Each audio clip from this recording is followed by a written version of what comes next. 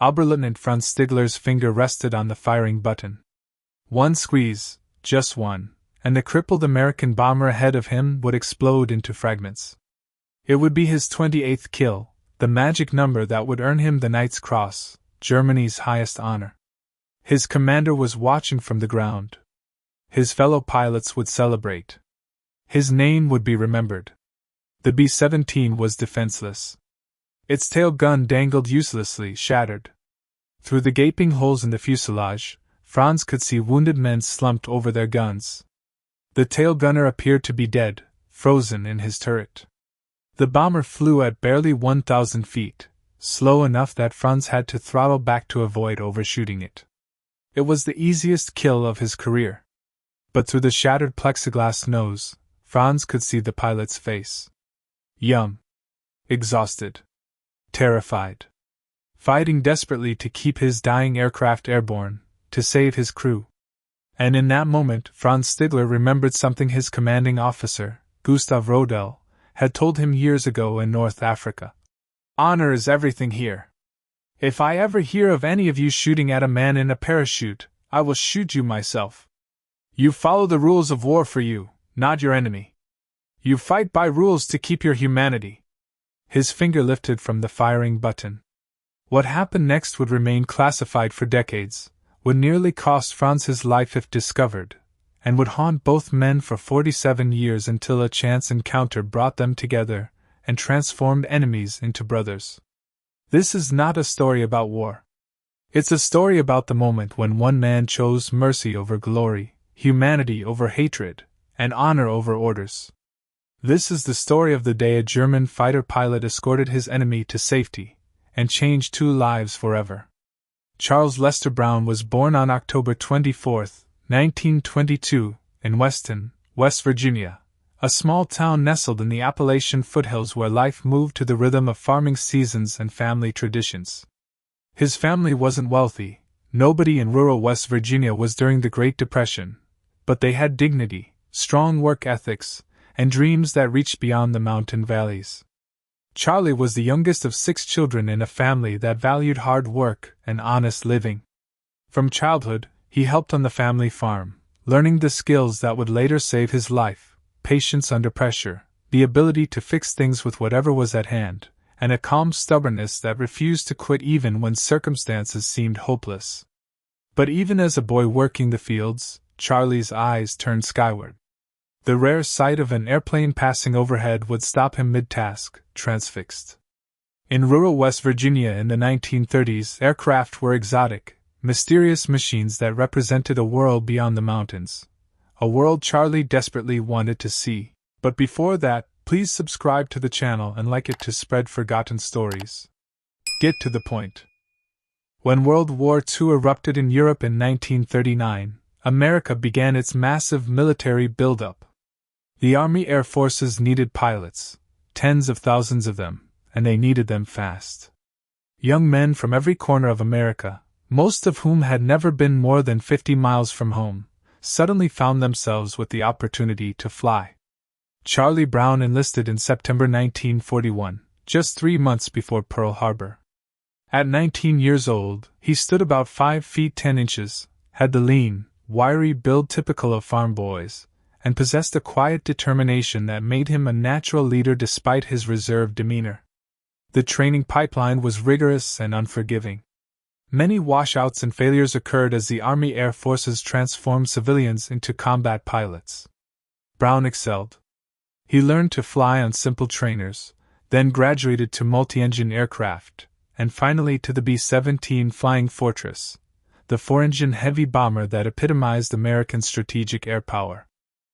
The B-17F model Brown would fly weighed 65,000 pounds fully loaded, spanned 103 feet from wingtip to wingtip, and bristled with 13.50 caliber machine guns. It required a crew of 10 men working in perfect coordination, each man's life depending on every other man doing his job perfectly. In late 1943, newly promoted Second Lieutenant Charles Brown was assigned to the 379th Bombardment Group, 527th Bombardment Squadron, based at RAF Kimbolton in England. His crew included Second Lieutenant Spencer, Pinky, Luke as co-pilot, Second Lieutenant Albert, Doc, Sadek as navigator, and 7 enlisted men whose lives would soon depend on Brown's skill as a pilot. Their aircraft, B-17F serial number 42 to 3167, bore the name "Ye Old Pub" painted proudly on her nose, a tongue-in-cheek reference to the English pubs the crew frequented during their limited time off. On December 19, 1943, Brown received his first combat assignment. Tomorrow, December 20th, they would fly their first mission as a crew commander. Their target, a Focke-Wulf aircraft factory in Bremen, Germany, one of the most heavily defended cities in the Reich, protected by over 250 flak guns and dozens of fighter squadrons. That night, Charlie Brown tried to sleep but couldn't. He was 21 years old, lying to his crew that he was 25 to seem more authoritative. Tomorrow he would face the ultimate test. He thought about his family back in West Virginia, about the green mountains and quiet farms. He wondered if he would ever see them again. Ludwig Franz Stiegler entered the world on August 21, 1915, in Amberg, Bavaria, into a family where aviation wasn't just a career, it was destiny written in the clouds. His father had been a pilot and observer in World War I, flying reconnaissance missions over the Western Front. He survived and returned home with stories that captivated his young son and a deep respect for the chivalry that still existed, even in war. At age 12, in the summer of 1927, Franz made his first solo flight in a glider he and other local boys had built under adult supervision. The flight ended in a crash.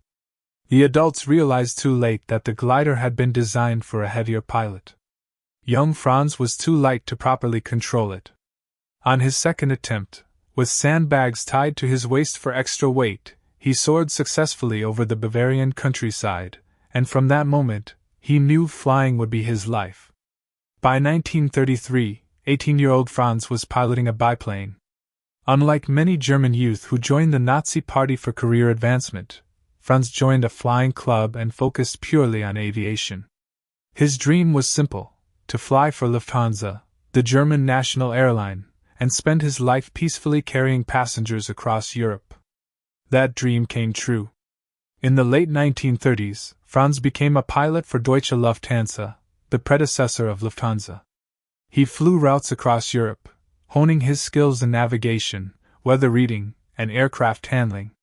He was living his perfect life, flying without fighting, exploring without killing. But history had other plans. When World War II erupted in September 1939, the Luftwaffe began conscripting civilian pilots.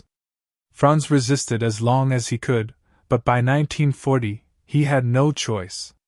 He was inducted into the Luftwaffe and assigned as a flight instructor. At least he wouldn't have to fight. One of his students was Gerhard Barkhorn, who would go on to become one of the highest-scoring aces in history with over 300 kills. Franz was a gifted teacher, patient and thorough, but teaching wasn't fighting. He hoped he could spend the entire war as an instructor, never firing a shot in anger. Then his older brother August, also a Luftwaffe pilot, was killed in August 1940 when his Junkers Ju-88 crashed during a night mission to bomb London. The loss devastated Franz. Grief and a desire for revenge transformed him. He volunteered for combat duty and was assigned to Jägerschwader 27, JG-27, one of Germany's elite fighter wings. Franz proved to be a natural fighter pilot. His airline experience gave him superior navigation skills and aircraft handling. His temperament, calm, analytical, precise, made him deadly in combat. He flew the Messerschmitt Bf 109, perhaps the most famous German fighter of the war. By late 1943, Franz had survived combat tours in North Africa, Sicily, and now the defense of Germany itself. He had 27 confirmed aerial victories, 26 officially documented, 1 unconfirmed. He had been shot down 17 times himself, bailing out 6 times and crash landing 11 times. Combat had aged him far beyond his 20 years. But Franz had also learned something crucial during his time in North Africa under the command of Gustav Rodel, a legendary ace and leader who insisted his pilots fight with honor. Rodel had gathered his pilots and delivered a speech Franz never forgot. "Honor is everything here. If I ever hear of any of you shooting at a man in a parachute, I will shoot you myself. You follow the rules of war for you, not your enemy. You fight by rules to keep your humanity." Franz took those words to heart. Unlike many pilots who celebrated each kill, Franz had begun to see the faces of the men he killed, young men, no different from himself, fighting for their countries. He still fought, still killed when necessary, but he had lost his enthusiasm for the hunt. On December 20th, 1943, Franz was stationed at an airfield near Bremen. That morning, he had already shot down 2 B-17 bombers, his 26th and 27th official kills. One more, just one more four-engine bomber, would give him the 28 points needed for the Knight's Cross, Germany's highest military honor. As he was on the ground refueling and repairing a bullet lodged in his Bf-109's radiator, a souvenir from his morning combat, the air raid sirens wailed again. American bombers were returning from their raid on Bremen.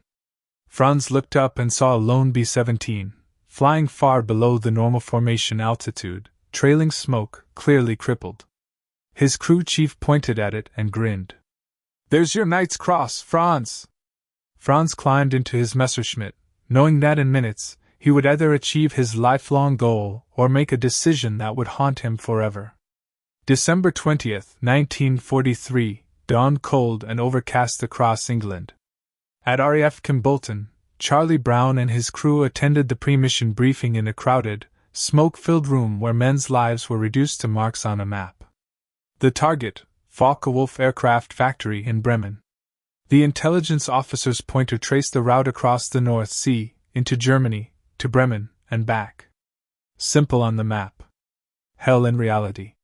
"Bremen is defended by over 250 flak guns," the briefing officer announced matter-of-factly.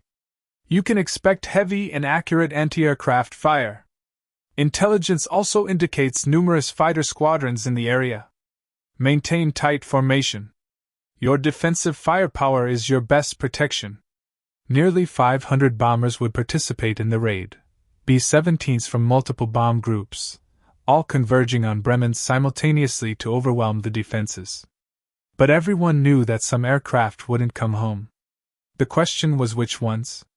Brown's crew, this being their first mission with Brown as aircraft commander, tried to hide their nervousness.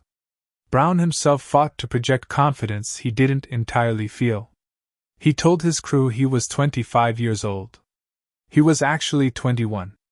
Ye Old Pub's position in the formation was Purple Heart Corner, the edge of the formation, the most exposed position, the spot German fighters typically targeted first because breaking the formation's edge made it easier to attack the interior aircraft.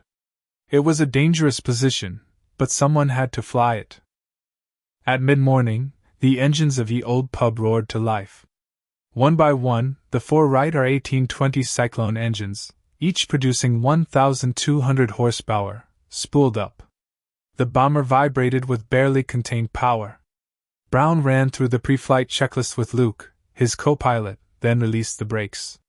The heavily loaded bomber, 12,500 pounds of bombs plus full fuel and ammunition, needed nearly the entire runway to become airborne. As they climbed to join the formation, Brown felt the weight of responsibility settle on his shoulders. 10 men. 10 lives. All depending on him. The formation assembled over England, then turned east toward Germany. The bomber stream stretched for miles, hundreds of aircraft in tight combat boxes, their contrails marking the sky like chalk lines on a blackboard. As they crossed the German coast, the flak began. Black puffs of exploding shells dotted the sky, each one sending thousands of red-hot steel fragments through the air at supersonic speeds. The sharp crack of near misses made the aircraft shudder. Brown gripped the controls tighter and focused on maintaining formation. At 11 a.m., they began their bomb run at 27,300 feet. The temperature outside was minus 60 degrees Fahrenheit. Inside their oxygen masks and heated suits, the crew was still freezing. The bomb bay doors opened with a whine of electric motors. Then all hell broke loose. A red flash exploded directly in front of Ye Old Pub. The blast waves slammed into the aircraft like a giant fist. The plexiglass nose shattered, sending fragments into the bombardier and navigator positions. Miraculously, either man was seriously hurt, but now the front of the aircraft was gone, exposing the crew to the full fury of -60-degree winds screaming through the fuselage at 200 miles per hour. Another explosion, engine number 2 on the left wing erupted in flames and died. Brown hit the fire extinguisher and feathered the propeller, turning the blade's edge on to reduce drag. One engine gone. A third explosion tore through the left wing, leaving a gaping hole but somehow not causing structural failure. Then engine number 4 on the right wing took a direct hit and began windmilling wildly out of control, the propeller governor destroyed. Brown couldn't feather it. The spinning propeller created enormous drag and threatened to tear itself off the wing. "Bombs away!" the bombardier called. Ye Old Pub lurched upward as 12,500 pounds of high explosives fell toward Bremen. The bomb bay doors closed, and Brown fought to maintain altitude on 2 engines, one at full power, one damaged and creating drag. They couldn't maintain formation. Ye Old Pub fell behind, losing altitude, dropping back from the protective mass of bombers. And like sharks sensing blood in the water, the German fighters came. The first fighter came head-on, a Focke-Wulf FW-190 diving out of the sun. Its guns sparkled as 20mm cannon shells and machine gun bullets converged on Ye Old Pub. The top turret gunner and nose gunner returned fire, their twin .50 calibers hammering out streams of tracers. The FW-190 flashed past, close enough that Brown could see the pilot's face. More fighters appeared, Bf-109s now, multiple aircraft coordinating their attacks. They had spotted the crippled bomber falling behind, and they converged like wolves on a wounded deer. The next 15 minutes were pure chaos. Fighters attacked from every angle, head-on, from the sides, from below, from above. The gunners fought back desperately, their guns overheating from continuous firing. Shell casings littered the floor. The smell of cordite and hydraulic fluid filled the aircraft. A 20mm cannon shell tore through the radio room. The radio operator, Sergeant Richard Pechout, felt the shell pass inches from his head. Another shell hit the flight engineer's position, wounding Technical Sergeant Hugh Eckenrode. Then the tail took a concentrated burst of fire. Sergeant Hugh Eckenrode, the tail gunner, was killed instantly. His guns fell silent. The hydraulic system failed, taking with it the brakes, part of the landing gear system, and the turret controls. The electrical system was damaged. The oxygen system was compromised. Brown and Luke had to share a single oxygen bottle, passing it back and forth to avoid passing out. One engine was dead. Another was windmilling uncontrollably. A third was running rough. They were flying on essentially 1.5 engines. The aircraft was full of holes. Blood streamed through the fuselage from the tail gunner's position. Brown looked at his instruments. They were at 2,000 feet and still descending. At this rate, they'd hit the ground in minutes. He considered ordering the crew to bail out, but several men were wounded and couldn't jump. If they bailed out, the wounded would die. Brown made his decision. They would try to make it back to England. It was almost 300 miles across hostile territory and the North Sea, flying a crippled bomber at low altitude with no fighter escort. The odds of success were essentially zero. But Charlie Brown from West Virginia had never been good at accepting defeat. He turned west, toward home, toward England, toward hope. Franz Stiegler had taken off from his airfield as soon as he spotted the lone B-17 limping away from Bremen. His Bf-109 G6, despite the damaged radiator that made the engine run hot, was still far faster and more maneuverable than any bomber. He climbed quickly, positioning himself behind and below the B-17 for a classic stern attack. The bomber was flying at barely 1,000 feet, incredibly low, almost suicidal. One good burst from his 20mm cannons would finish it. Franz armed his guns, checking his ammunition count. He had plenty. He closed to within 200 yards, an easy shot. The bomber's tail guns weren't moving, either damaged or the gunner was dead. His finger found the firing button.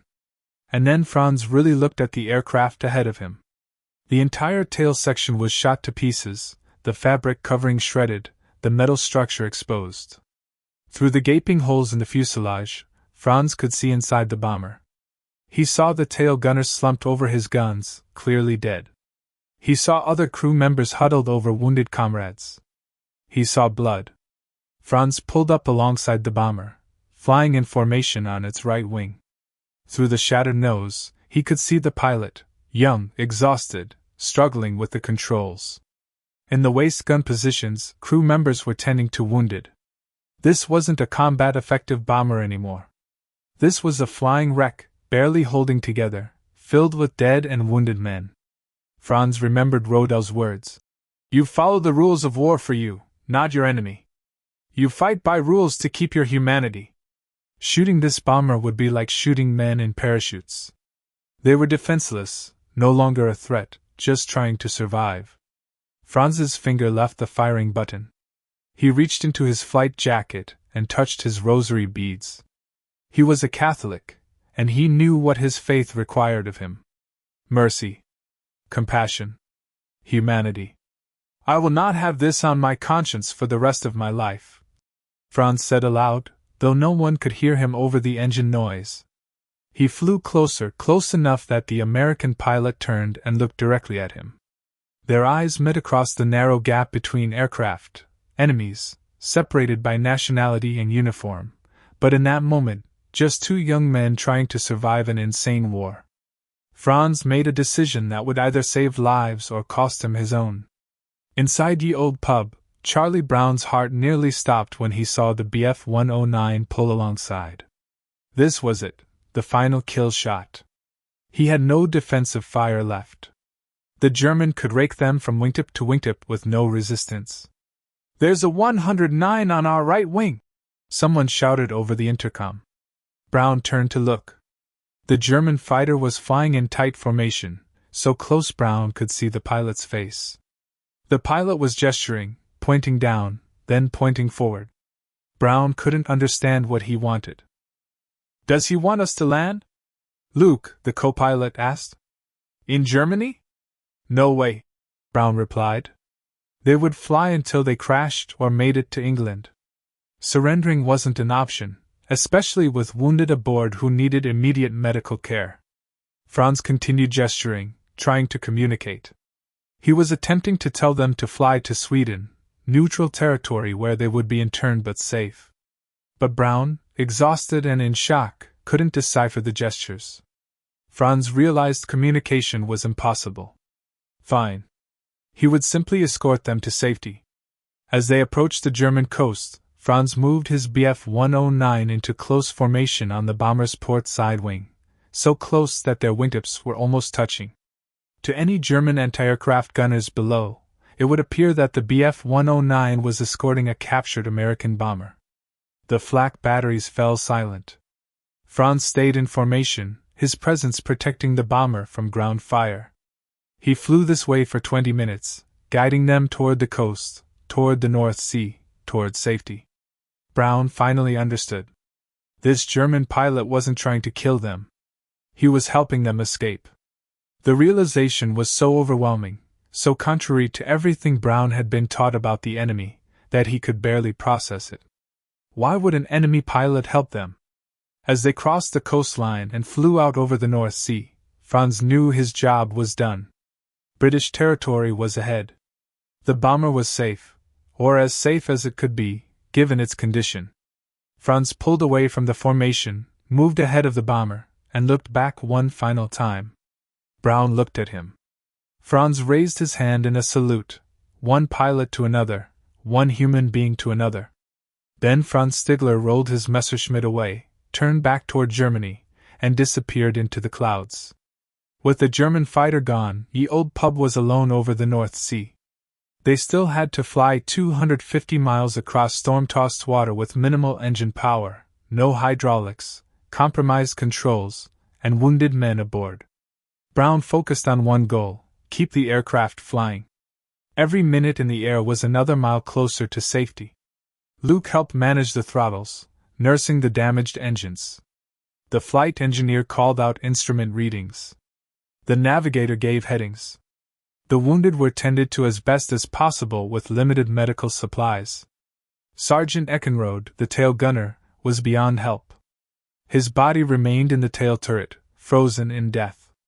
Hours crawled by. The English coast appeared on the horizon like a miracle.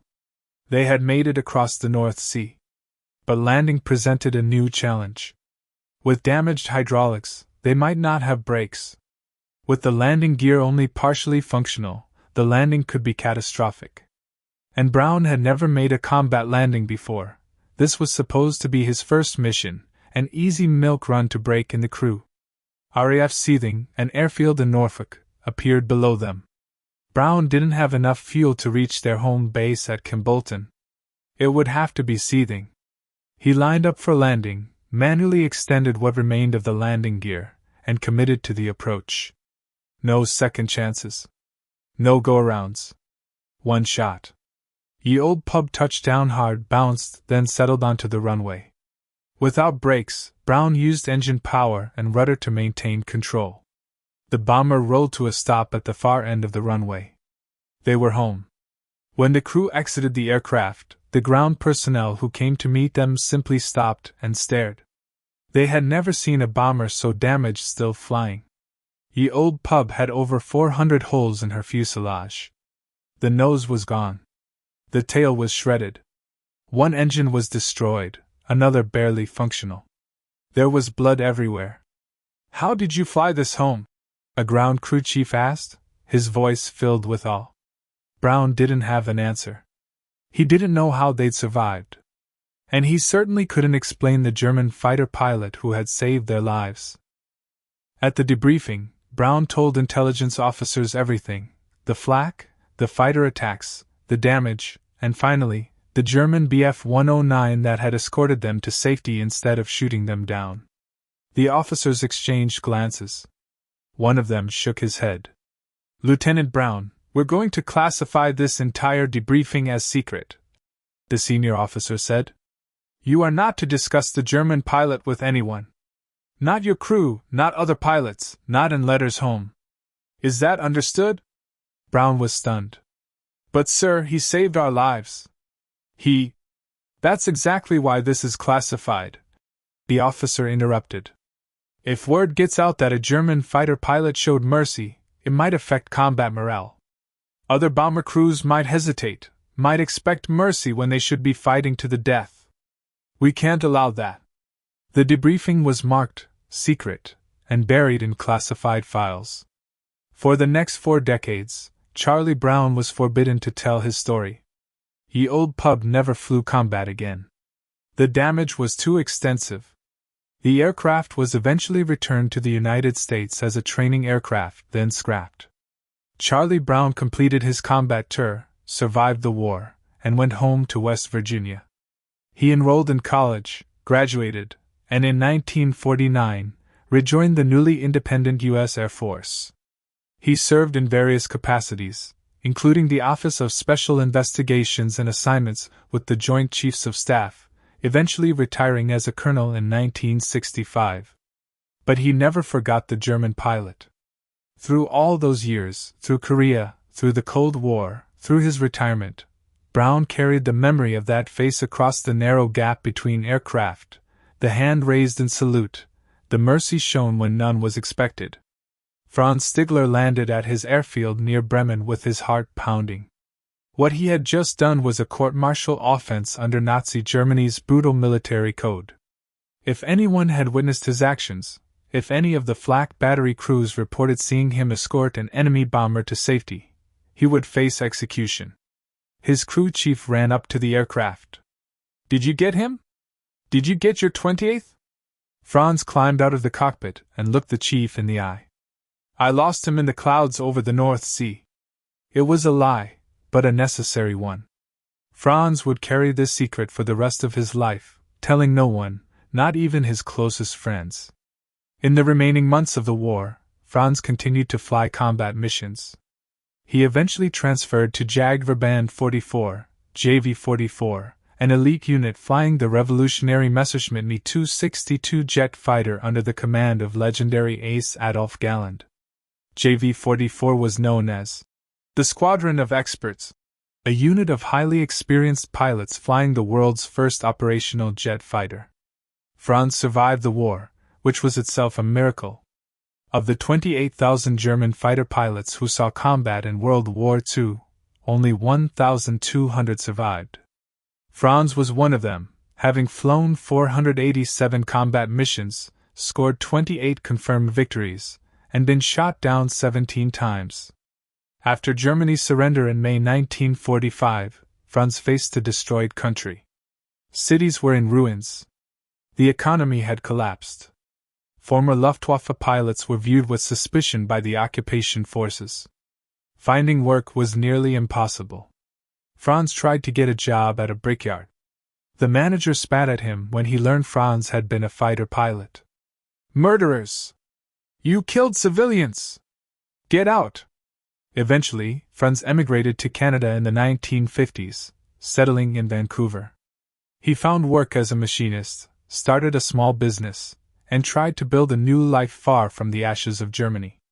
He married, raised a family, and rarely spoke about the war. But he never forgot the B-17. Occasionally, he wondered if the crew had made it home. He hoped they had. But he would never know. Or so he thought. In 1986, 43 years after that December day over Germany, retired Colonel Charlie Brown attended a Gathering of Eagles event, a reunion of combat pilots from various wars. During a casual conversation, Brown mentioned the German pilot who had spared his life. The reaction was immediate and skeptical.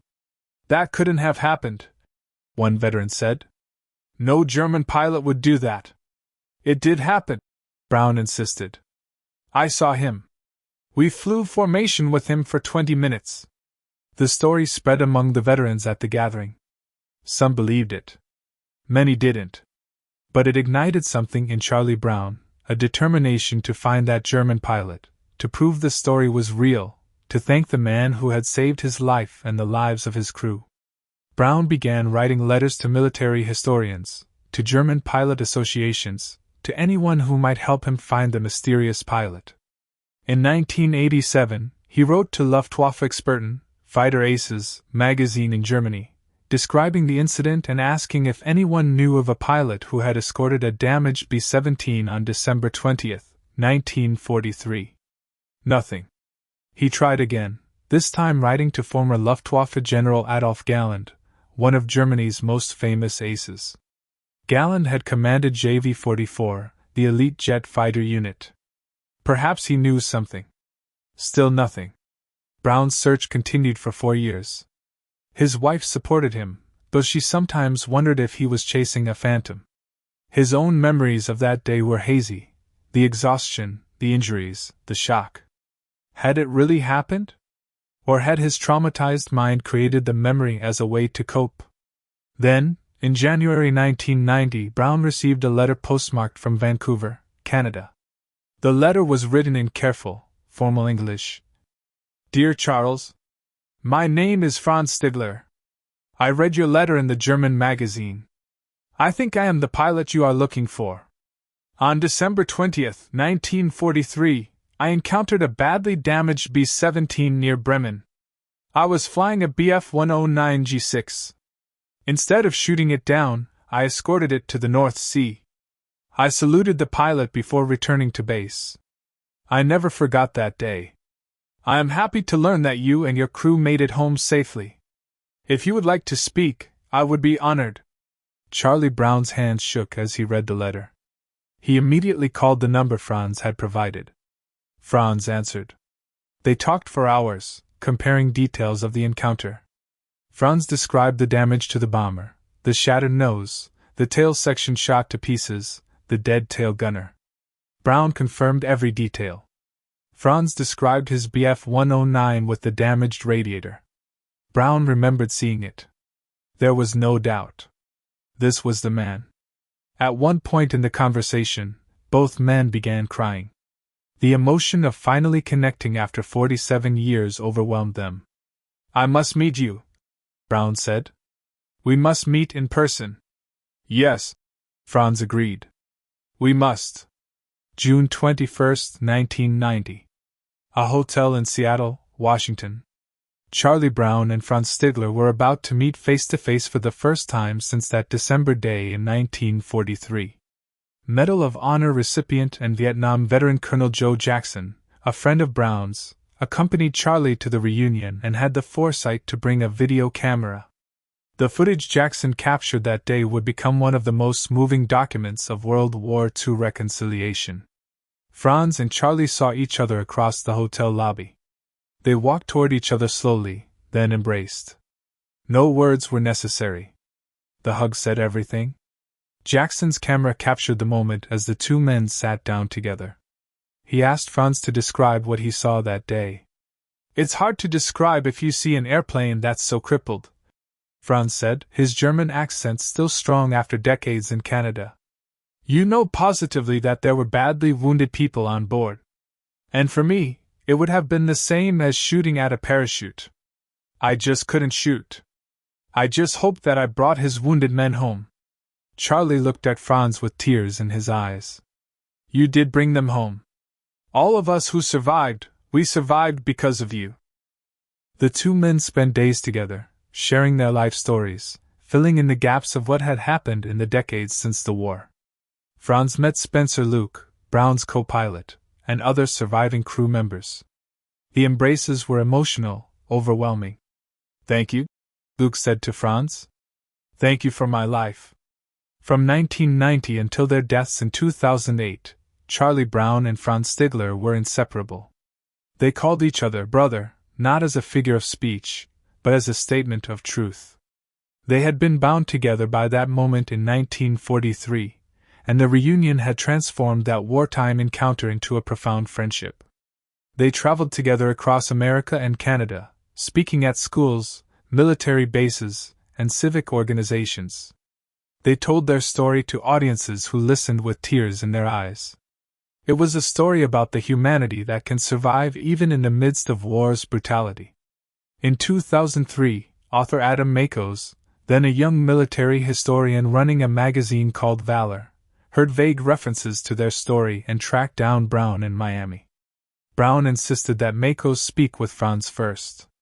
"Franz Stiegler is the real hero of this story," Brown told Makos. "I'm just a character. Learn about Franz first. Learn how he was raised, how he became the man he was when we met over Europe. Then come see me." Makos flew to Vancouver to interview Franz, then to Miami to interview Charlie.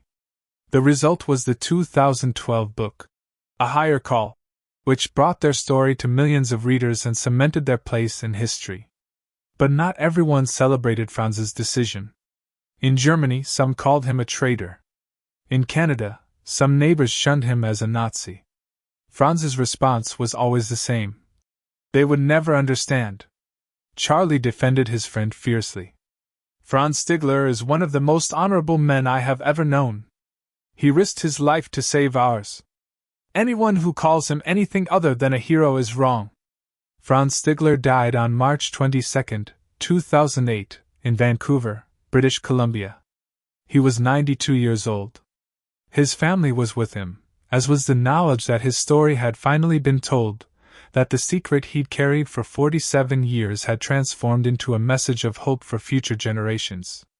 8 months later, on November 24, 2008, Charlie Brown died in Miami, Florida. He was 86 years old. To the very end, he considered Franz his brother, the man who had given him a second life. At Charlie's funeral, someone read a letter Franz had written years earlier.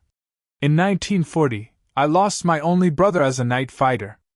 On the 20th of December, 4 days before Christmas, I had the chance to save AB-17 from her destruction, a plane so badly damaged it was a wonder that she was still flying. The pilot, Charlie Brown, is for me as precious as my brother was. Thanks, Charlie." Their deaths came within months of each other, almost as if one could not exist long without the other. They are buried hundreds of miles apart, Franz in Vancouver, Charlie in Miami, but their spirits remain forever linked by that December day in 1943. The story of Charlie Brown and Franz Stiegler resonates because it offers something desperately needed in our modern world: proof that humanity can survive even in war's darkest moments. It's not a fairy tale or Hollywood fiction. It's documented history, verified by military records, confirmed by witnesses, supported by photographs and video testimony. But what makes their story truly powerful is what it teaches us about the choices we face when confronted with the opportunity to show mercy.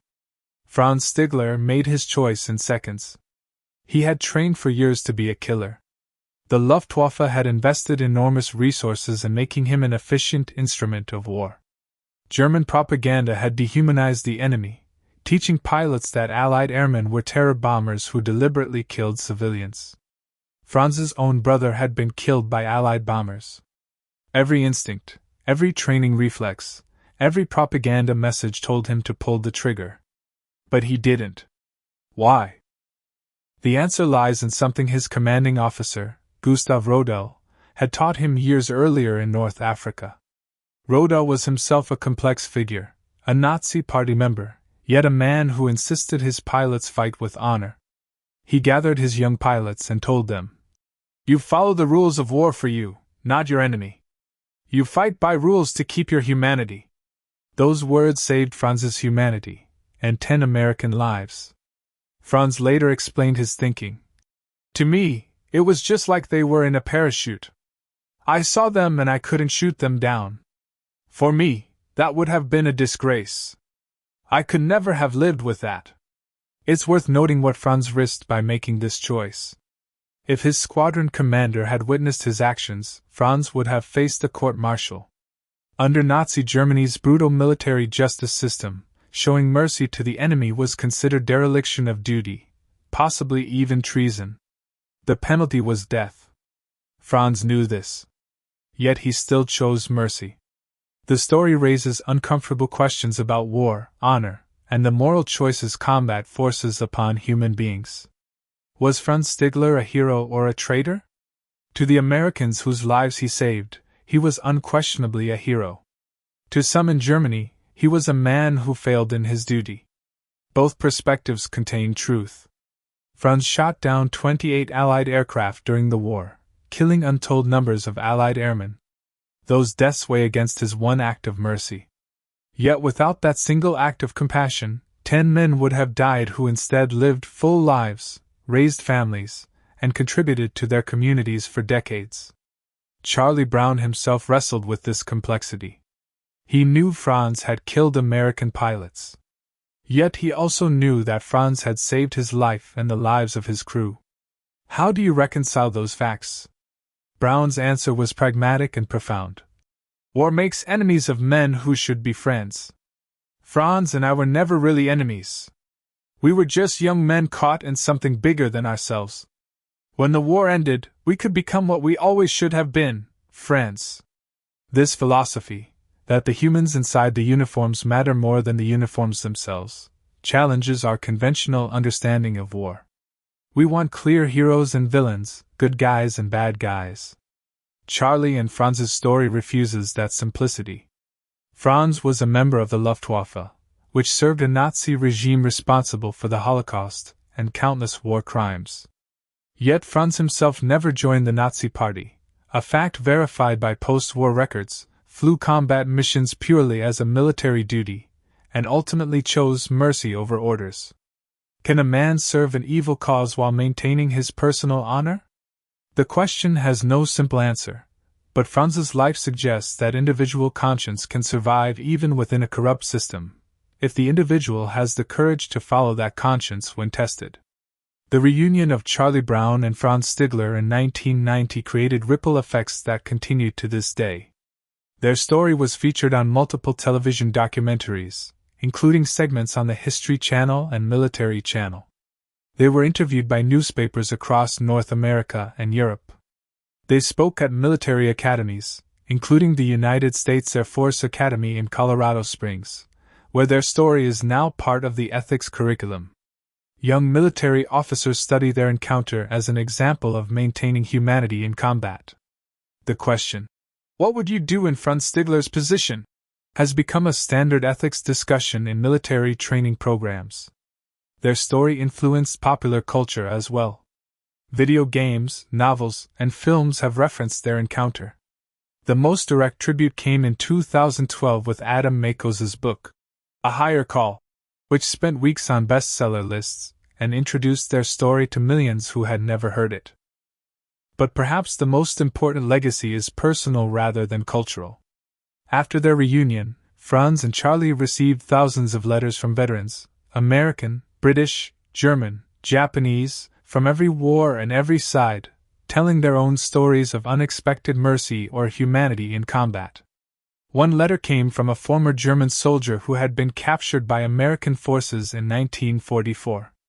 The Americans treated him with unexpected kindness, sharing their rations when they barely had enough for themselves. He had wondered for decades if those Americans ever knew how much their small act of mercy had meant. Franz and Charlie's story gave him hope that maybe somewhere those American soldiers knew. Another letter came from an American Vietnam veteran who had chosen to spare a wounded North Vietnamese soldier rather than take the confirmed kill. He had been haunted by questions about whether he had done the right thing. Franz and Charlie's story validated his choice. Mercy, it turned out, was not as rare as cynics claimed. It happened constantly, in small and large ways, in every war. But the stories were often suppressed, classified, or simply forgotten. Franz and Charlie's willingness to share their story publicly gave others permission to share theirs. In their many public appearances together, Franz and Charlie were often asked about forgiveness. Did Charlie forgive Franz for the German bombers that had killed Allied soldiers? Did Franz forgive the Allied bombers that had killed his brother and destroyed German cities? Both men rejected the premise of the question. There was nothing to forgive, Charlie would say. We were soldiers following orders. Neither of us had any personal animosity. When Franz chose to spare us, he showed that he saw us as human beings, not just enemies. That's not something requiring forgiveness, it's something requiring gratitude. Franz echoed this sentiment. I never hated the men I fought. I hated the war. I hated what it forced us all to do. But the men themselves? They were just like me, young, scared, trying to survive and serve their countries. When I saw Charlie's damaged bomber, I didn't see an enemy. I saw dying men who needed help. This perspective challenges the narrative of veterans needing to forgive their former enemies. Franz and Charlie suggested a different model. Recognition that war creates false divisions between people who should never have been enemies in the first place. Their friendship wasn't based on forgiveness but on mutual recognition of their shared humanity, a recognition that had been temporarily obscured by war but had never truly disappeared. In the years before their deaths, as age caught up with both men, their phone conversations became more frequent and more philosophical. They talked about their grandchildren, about the world's ongoing conflicts, about what lessons their story might teach. Franz, who had seen Germany destroyed and rebuilt, who had watched the Cold War come and go, who had witnessed terrorism and new forms of warfare, worried that the world hadn't learned enough from their generation's mistakes. We fought the most terrible war in history, Franz told Charlie during one conversation recorded by Adam Makos. Millions died. Cities were destroyed. And for what? Today, people still kill each other over the same things: territory, ideology, religion. Have we learned nothing? Charlie, ever the optimist, saw hope in their own story. Every time we tell our story, Franz, we change someone's mind. We show them that even in war, even when you're ordered to kill, you can choose mercy. That choice might not end all wars, but it saves lives. And every life saved matters. Franz wasn't entirely convinced. But Charlie, we're just two old men. The world is so much bigger than us. What difference can we make? We made a difference on December 20th, 1943, Charlie replied. You made a choice that saved 10 lives. Those 10 men went home, got married, had children, had grandchildren. Because of your choice, there are dozens, maybe hundreds, of people alive today who wouldn't exist if you had pulled that trigger. That's not a small thing, Franz. That's everything. This exchange captured the essence of their relationship. Franz, the pragmatist who had seen too much darkness to be fully optimistic. Charlie, the eternal optimist who believed in the power of individual choice. Together, they balanced each other. Thanks for watching. If you found this story interesting, please subscribe and like it, and join our community of history lovers. We want to hear your voice. Leave a comment on the video, tell us where you come from, or share any family history related to the war. You are not just a spectator, you are helping us spread the truth about the heroism of the war years. We read every comment, and they really inspire us to work. See you next time.